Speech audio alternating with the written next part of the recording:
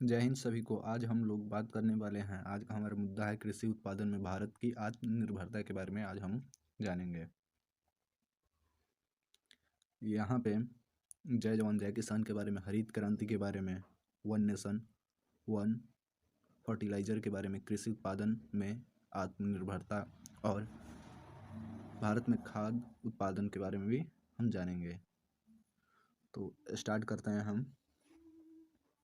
तो यहाँ पे हमारा टॉपिक है कृषि उत्पादन में आत्मनिर्भरता। तो भारत में उपनिवेशवाद का सबसे गहरा दाग शायद उसके अंतिम दिनों 1940 के दशक में द्वितीय विश्व युद्ध की पृष्ठभूमि में ब्रिटिश सरकार की अनुमति नीतियों के कारण लगा, जब बंगाल में भारी अकाल पड़ा था।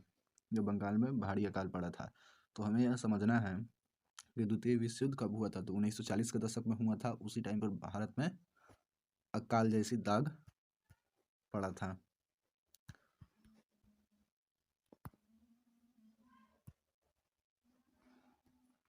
पिछले मुड़ कर देखे तो यह अकाल बताता है कि अपनी भोजन की आवश्यकता को पूरा करने के मामले में भी भारत दूसरे पर निर्भरता था। आज़ादी के ठीक बाद भारत संयुक्त राज्य अमेरिका और अन्य विकसित अर्थव्यवस्था से बड़ी मात्रा में खाद्यान्न आयात करना पड़ता था। लगातार 1948, 1962 और 1965 के युद्धों के दौरान भारत को भोजन की भारी कमी का सामना करना पड़ा। तत्कालीन प्रधानमंत्री लाल बहादुर शास्त्री थे, इसलिए उन्होंने जय जवान जय किसान का नारा दिया। यहाँ पे हम समझते हैं युद्ध हुआ था भारत में कब, 1948 और 62 और 65 के दौरान भारत में अकाल का सामना करना पड़ा था। उस समय भारत के प्रधानमंत्री लाल बहादुर शास्त्री थे, जिन्होंने जय जवान जय किसान का नारा दिया। अब आइए हम जय जवान और जय किसान के बारे में समझते हैं। तो जय जवान जय किसान का नारा भारत के दूसरे प्रधानमंत्री, उस समय लाल बहादुर शास्त्री भारत के दूसरे प्रधानमंत्री थे, जिन्होंने जय जवान जय किसान का नारा दिया। वर्ष 1965 में उड़वा प्रयागराज में एक सार्वजनिक सभा में बोला गया था। यानी कि लाल बहादुर शास्त्री 1965 में उड़वा प्रयागराज सार्वजनिक सभा में यह जय जवान जय किसान का नारा दिया था। अब वर्ष 2022 की बात है। भारत की कृषि निर्यात 50 बिलियन अमेरिकी डॉलर वित्तीय वर्ष 2021-22 के ऐतिहासिक उच्च स्तर को छू गया है। यानी कि जो हमारे भारत देश के लिए बड़ी एक उपलब्धि है। भारत ने चावल, गेहूं, चीनी सहित अन्य खाद्यान्न और मांस का अब तक का सबसे अधिक निर्यात हासिल किया है।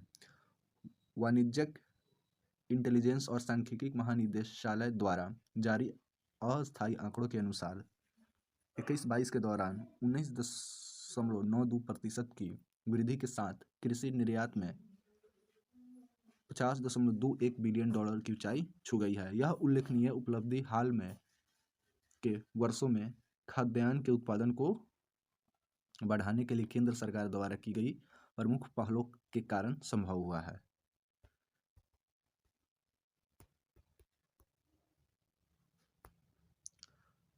हालांकि खाद्यान्न के मामले में भारत आत्मनिर्भर होने की कहानी करीब 5 दशक पहले शुरू किया था। 1950 से 51 के बीच भारत में सूखे और अकाल की स्थिति पड़ा था, से पीड़ित और खाद्यान्न आयात करने को मजबूर था। तेजी से बढ़ती जनसंख्या कृषि पर दबाव बढ़ा रही है और देश खाद्यान्न उत्पादन और उत्पादकता गति बनाए रखने में असमर्थ है। उस समय भी कृषि क्षेत्र सकल घरेलू उत्पादन का 25% योगदान था। यानी कि जब हमारा देश भुखमरी से जूझ रहा था, उस समय सकल घरेलू उत्पाद का 50% योगदान था आत्मनिर्भरता में। इससे पता चलता है कि हमारी अर्थव्यवस्था किस प्रकार पर निर्भर करती है। 1960 के दशक में हुई शुरू हरित क्रांति, ये देख सकते हैं उस समय का यह इमेज है, जो आपको विकिपीडिया पर भी मिल जाएगा। अब आइए हम बात करते हैं 1960 के दशक में हरित क्रांति शुरू हुई।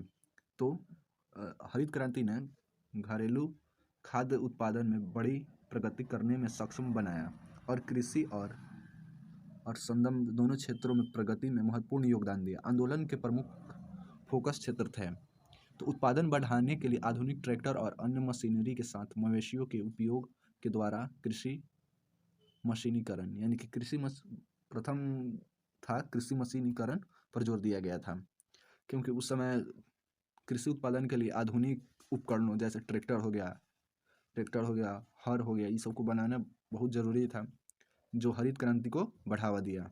बेहद उपज के लिए बीजों की संकर यानी कि नए नए बीजों की प्रजातियों के बारे में खोज किया गया, जो हर एक मौसम में सर्वाइव कर सके, किस मौसम में किस क्षेत्रों में किस प्रकार की बीज क्वालिटी सबसे अधिक उपज देगी, इसी को बीजों का संकर ये प्रकार कहा जाता है।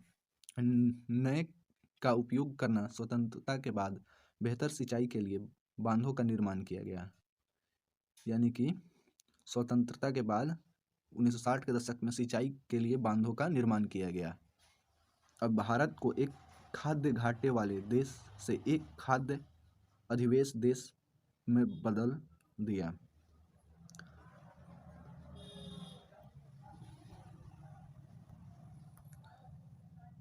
अब भारत ने पिछले कई दशकों से खाद्यान्न के उत्पादन में आत्मनिर्भरता हासिल की है और हमारे कृषि क्षेत्र के साथ साथ समग्र अर्थव्यवस्था के लिए बहुत बड़ी उपलब्धियां हैं। आज भारत विश्व का सबसे बड़ा चीनी उत्पादक देश है। सबसे बड़ा चीनी उत्पादक विश्व में कौन है, कौन सा देश? तो भारत है। इस बात को ध्यान में रखिएगा। और चावल उत्पादन में चीन के बाद दूसरा सबसे बड़ा स्थान है। क्वेश्चन पूछेगा सबसे अधिक चीनी उत्पादक देश भारत और चावल उत्पादक देश चीन है और दूसरे नंबर पर भारत है। भारत 2022 में दुनिया का कुल उत्पादन का लगभग 14.14% हिस्सेदारी के साथ गेहूं का दूसरा सबसे बड़ा उत्पादक देश है। भारत दाल उत्पादन में भी आत्मनिर्भरता की ओर बढ़ रहा है। चौथे अग्रिम अनुमान के अनुसार देश में खाद्यान्न उत्पादन 315.7 मिलियन टन अनुमानित है, जो 2020-21 के दौरान खाद्यान्न के उत्पादन से 4.98 मिलियन टन अधिक है।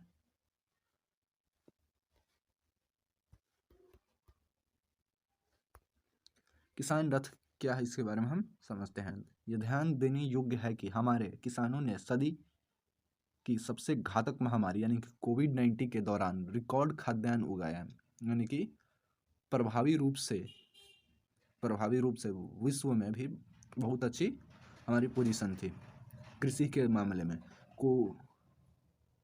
जबकि पूरी दुनिया कोविड-19 के प्रभाव से लड़खड़ा रही थी। कोविड-19 के दौरान किसानों की सुविधा के लिए 2067 से अधिक कृषि बाजारों को कार्यात्मक बनाया गया था। किसान रथ एप्लीकेशन को अप्रैल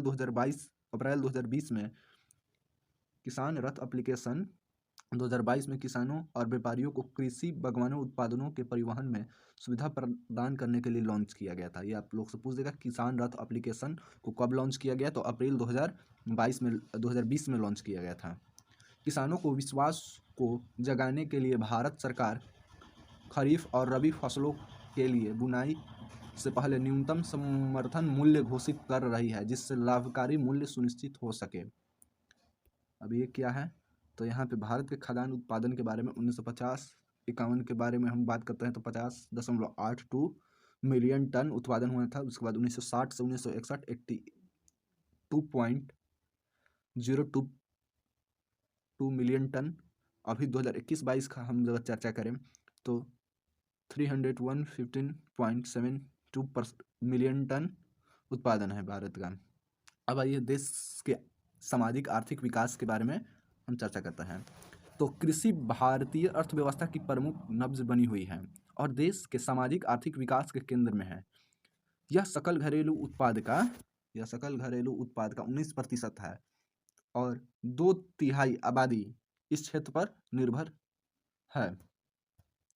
अन्य क्षेत्रों की वृद्धि और समग्र अर्थव्यवस्था को प्रदर्शन पर काफ़ी हद तक इसके बैकवर्ड और फॉरवर्ड लिंकेज के माध्यम से निर्भर करती है।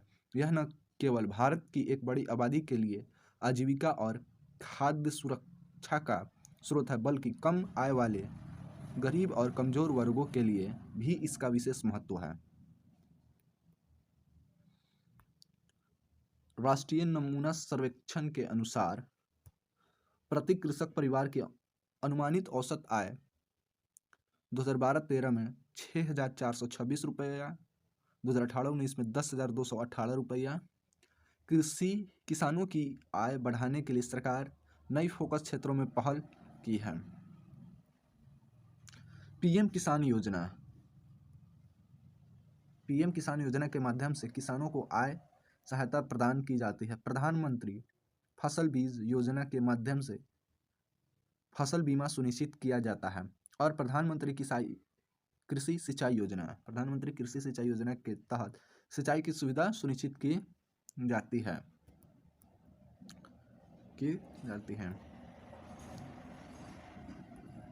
किसान क्रेडिट कार्ड और अन्य चैनलों के माध्यम से संस्थागत ऋण तक पहुंच प्रदान की जा रही है। ENM पहल के तहत देश के कोने कोने में बाजार अब किसानों के लिए खुले हैं ताकि अपनी उपज के अधिक लाभकारी प्राप्त करें। दोस्तों, ENM का फुल फॉर्म आप लोग कमेंट में जाकर जरूर लिखें। छत्र योजना प्रधानमंत्री अन्नदाता आय संरक्षण अभियान PM आशा विभिन्न खरीफ और रबी फसलों के लिए किसानों को न्यूनतम समर्थन मूल्य MSP सुनिश्चित करता है। MSP यानी कि न्यूनतम समर्थन मूल्य। सरकार ने देश भर में 3.2 लाख से अधिक उर्वरक दुकानों को प्रधानमंत्री किसान समृद्धि केंद्रों के रूप में परिवर्तित करने की घोषणा की है। ये ऐसे केंद्र होंगे जहां किसान न केवल खाद और बीज खरीद सकते हैं बल्कि मृदा परीक्षण भी कर सकते हैं और खेती की तकनीक के बारे में उपयोगी जानकारी प्राप्त कर सकते हैं। इसके अलावा भारत ब्रांड के तहत वन नेशन वन फर्टिलाइजर की शुरुआत के साथ पूरे देश में उपलब्धता में वृद्धि की सुविधा होगी और उर्वरकों को लागत कम होगी। यानी कि वन नेशन और वन फर्टिलाइजर के तहत पूरे देश में शुरुआत होगी जिससे उर्वरक जो है उसकी लागत कम होगी। यानी कि जो खाद्य पदार्थ हैं जो मिलेगा उसकी किसान जब उसे खरीदने जाएंगे तो उसे सस्ते दामों में उनको दिया जाएगा। भारतीय कृषि को भविष्य के लिए तैयार करने के लिए सतत कृषि के लिए राष्ट्रीय मिशन वैज्ञानिक भंडारण को बढ़ावा देने और ड्रोन प्रौद्योगिकियों को अपनाने जैसी पहल की गई है। अभी जो वर्तमान में जो स्थिति किसानों की है उसके लिए सतत कृषि और राष्ट्रीय मिशन वैज्ञानिक भंडारण को बढ़ावा देना है। यानी कि इसके तहत एग्रीकल्चर में नए नए क्षेत्र में नए नए विज्ञान की दृष्टि से उपकरणों का यानी कि मशीनों का निर्माण होगा। जैसे में अभी कृषि के लिए सबसे महत्वपूर्ण है ड्रोन है। ड्रोन इजराइल भी इस पद्धति पर काम कर रहा है। हमारे जम्मू कश्मीर में ड्रोन से बहुत सारे देशों में खेती भी हो रही है। इसी को सरकार मद्देनजर रखते हुए भारत में भी ड्रोन ला रहा है और बहुत सारे क्षेत्रों में आए भी हैं। सरकार ने कृषि क्षेत्र में निवेश को बढ़ाने के लिए कई कदम उठाए हैं, जैसे कि एग्रीटेक इंफ्रास्ट्रक्चर फंड की स्थापना की, परंपरागत कृषि विकास योजना के माध्यम से जैविक खेती को बढ़ावा देना है, एक दीर्घकालीन सिंचाई कोष और सूक्ष्म सिंचाई कोष बनाना, कृषि अवसंरचना कोष के तहत अवसंरचना परियोजना की स्थापना से किसानों, स्टार्च अल्प सरकारी एजेंसियां और स्थानीय निकायों जैसी संस्थाओं को लाभ होता है।